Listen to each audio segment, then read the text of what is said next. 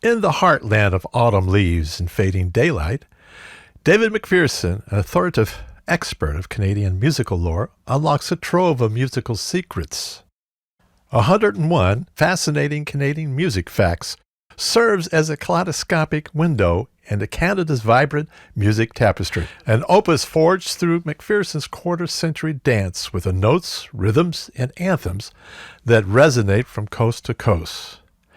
David McPherson is an accomplished author, renowned for his insightful exploration of Toronto's vibrant music scene in his book, Massey Hall, Shaping Toronto's Sound. Here's that conversation. Author David McPherson is in the house with us. 101 fascinating Canadian music facts. This is good, David. Oh, thanks, Bill. You did a great job. Now, this was over a period of time. How long did it take to do this? This one not quite as long as my last couple books. Obviously, there wasn't quite as much research involved. There wasn't all the photo research, since this book is just, as it says, 101 fascinating Canadian music facts. So it's just 101 stories that you can pick up and read at any point in time. You don't have to read them in order. So I think maybe a good 6 months I spent on it, but it definitely... When I was working on it, I was working, longer days, but it definitely came together a lot faster than the other books, just because I didn't have quite as much research I needed to do. A lot of phone calls. Yeah, a lot of phone calls and, talking to people I knew in the industry to, try and uncover or discover some of these fascinating facts or stories that I wasn't aware of. And at the same time, I kind of went back and look through all my music writing from the last kind of 15, 20 years to see if there's any nuggets in there that I could pull from as well. Any surprises? Yeah, there's always surprises. I think for sure one of them was, to be honest, the story that you passed on my way about the crack of dawn. That story's in there. Yeah, that story made the book. So, just that I tried from the start to curate a wide variety, a diversity of stories. I didn't want it to all be Toronto-centric or all from, one genre of music or one decade. And I feel I did a pretty good job at that. But, that was the thing in terms of surprises. I think a lot of it, even myself, for someone who's, been a music journalist for, probably more than 20 years now, it just even going back and putting these all together in one volume, you realize how much incredible history we have right here in Canada and that we should be proud of when it comes to music. What I like about it is the story behind a moment. It's not just facts. It's just not saying that sold this many records, that. It's a story behind a particular moment. And a lot of the moments are life-changing for the artist. Definitely. And that's something, how this book came about, my publisher, Dundurn, had already done a book with Brian McFarlane, the famous hockey broadcaster and writer. You may recall Peter Puck and the Stolen Stanley Cup books, and he did 101 fascinating hockey facts. And when I had finished kind of a lot of the promotion for my Massey Hall book and was thinking of a new project, when I met with them, they pitched this idea to me. Said, "Would you be open? We want to make this a series. Would you be open to doing it?" So there was a little bit of a template there, as you said. That was kind of the concept that, even though they're using the title Fascinating Facts, they are more kind of little stories, right? And that's one I've always been fascinated by, and I'm sure yourself as a songwriter, learning about, the origins and stories behind how some of these songs, famous Canadian songs, came to be. And so there is quite a handful of those that I put in the book. David Clayton-Thomas. Yeah, for those that don't know, his David Clayton-Thomas, was in Toronto, was in Yorkville, had kind of a bit of an up and down career, and then, like a lot of musicians, said, I gotta leave this city to try and find success. And he was in New York, and he had this, song that he'd written previously. And he recorded it here before. Yeah, I think he'd even recorded Spinning Wheel. Yeah. And, the label he was with in town, they said, that's too too much jazz or too like right. they didn't want it, and then he hooks up with these guys from Blood, Sweat, and Tears, and Greenwich Village, and literally that song he jokes is still paying the rent today, because I mean it was huge, and it was the album that it came out on won multiple Grammys, and yeah, it just shows you sometimes if one door closes, another one is bound to open. You can't just let that, especially as an artist, let that kind of dictate your path. And the one with the luthier maker in Santana, that's a great story. Oh, for sure. Talk about stepping one move like that, one thoughtful move that you would take the time and do all the inlay and wood into just do something special for the person. Good's going to come from that. Oh, for sure. Yeah, that one that you're referencing is Linda Manzer, famous Canadian luthier who has made guitars for Pat Metheny and Stephen Fearing and lots of other artists. And yeah, basically, she was just kind of starting out. She was heading out to San Francisco back in the 70s with a friend, and they ended up staying with this friend in kind of the greater San Francisco Bay Area. And unbeknownst to them initially, it was Santana's ranch. And they got talking, they met, whatever.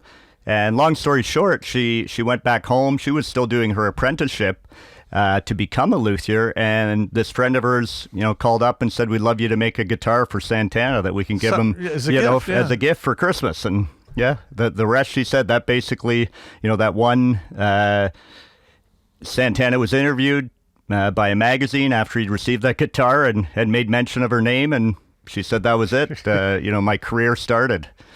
And Blue Rodeo? Yeah, I mean, Blue Rodeo. I like that story.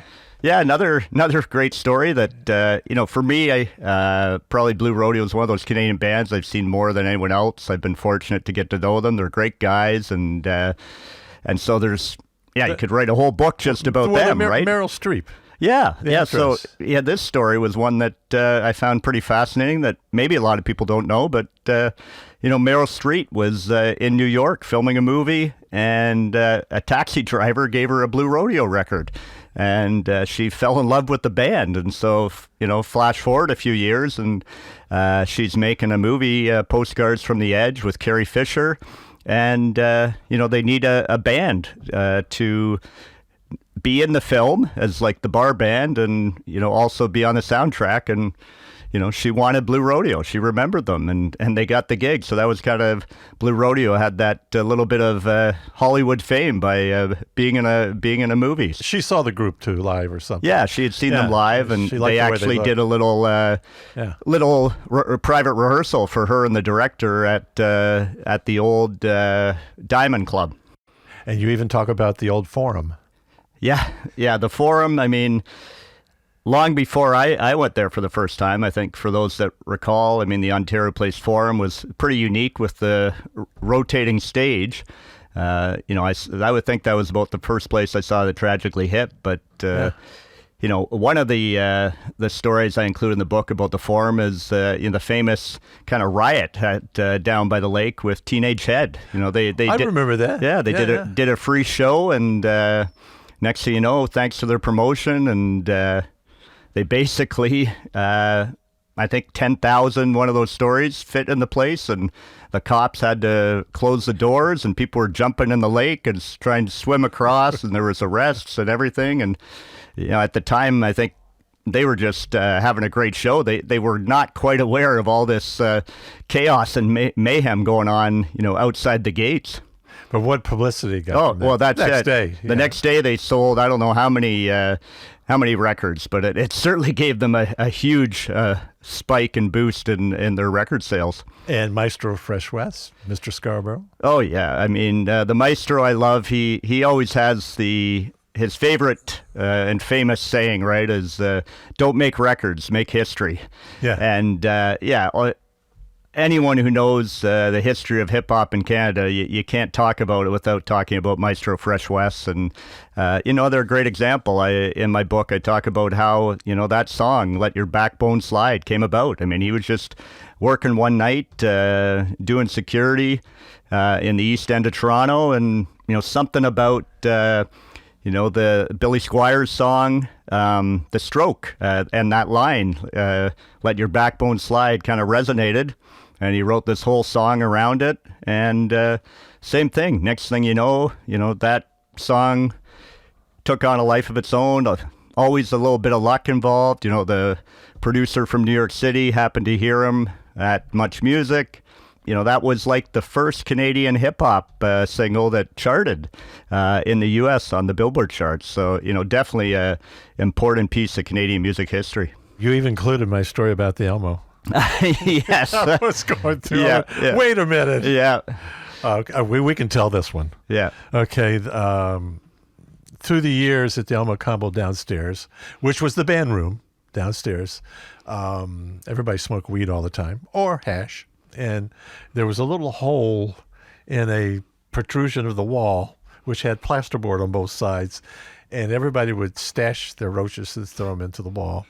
And over time, nobody thought about it. But we were there with the Jamaicans playing with reggae in the early 80s, and nobody had any weed. And I told them about the wall. Yeah. And we tore the wall apart. And a mountain of roaches came out of there. And then we laid them out on the table to see if there was just any pieces of hash left. And we couldn't tell. It was just corrosive stuff. And we rolled up the giant joint and nothing happened. But it was a letdown. But hey, it makes for a good story. So. Well, it was funny, but there would be everything like you go down to the dressing room, there'd be a line on the table. And you go, somebody did some coke in here. No, somebody put Alka-Seltzer on there just to mess with somebody. There was a lot of, the stuff of Bonnie Bramlett. I was there. Bonnie Bramlett came in when we were playing. She was in town with Delaney and Bonnie. Mm-hmm. And I was wearing this British T-shirt, and it had the British flag on it. And it was really tight. It was like a tank top. And she just comes in and comes over and she goes, "Take that off. It's mine now." I went, "What?" She goes, "Take it off. It's mine now." And I went, "Oh, I don't know how to react to that. I don't have nothing to wear." She goes, "We'll find you something." So I take it off and she goes, "I'm wearing it now." And she puts it on and she throws me some old shirt. And says, "That's what you're getting. It's for me though." Yeah. And I says, I can live with that deal. So the thing is, there's so many great stories that come from bands, from occasions. And like I said, your stories are not the kind of stories that are dry and leave the reader going, yeah, this is not. They're really, each one of them is rich, and they have detail, and they have character to them, and they deliver.